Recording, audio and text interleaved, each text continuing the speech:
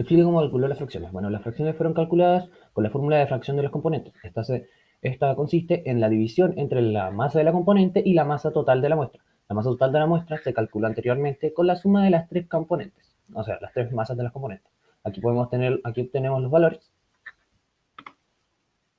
¿Cuáles son las dimensiones? Bueno, tenemos la dimensión del radio del grano de arena, que es 201, el del limo, 21, tenemos el largo y el ancho de la arcilla, que son 3 y el alto del grano de arcilla sería 0,21. Estos fueron obtenidos de la tabla adjunta en las clases dentro de la página y fueron rectificadas en páginas aleatorias. ¿En qué consiste el experimento? Bueno, en el experimento se tuvo que calcular el volumen de agua, el volumen sólido y para finalmente obtener la densidad sólida.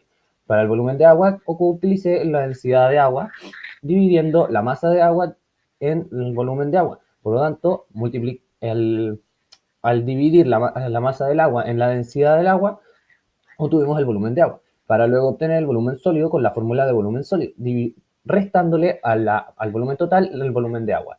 Luego, la densidad sólida se obtuvo con la fórmula de densidad sólida, dividiendo la masa sólida en el volumen sólido. La masa sólida nos la dieron anteriormente.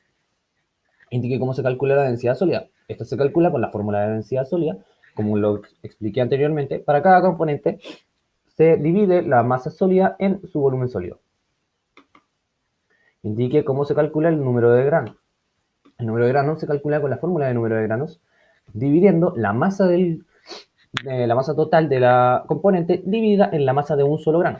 Así podemos obtener el número de granos. La masa de un grano se calcula con su volumen por la densidad.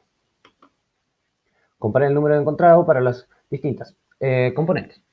Bueno, como podemos ver, el número de granos de la arena es menor a todos los demás, pero esta tiene un tamaño mayor en sus granos. El limo tiene un tamaño menor al de la arena, pero mayor el de la arcilla. La arcilla viene siendo el de menor tamaño. Explique qué significa el concepto de superficie interna. El concepto de superficie interna viene siendo lo que tenemos dentro de la superficie, lo cual es la suma entre la arena, el limo y la arcilla. Explique cómo se calcula la superficie interna. Esta se calcula con el número de granos por la superficie de un grano. Explique por qué la superficie interna no es un indicador. Bueno, la superficie interna no es un indicador porque depende del volumen y la masa. Explique cómo la superficie interna no representa un indicador. No me sé.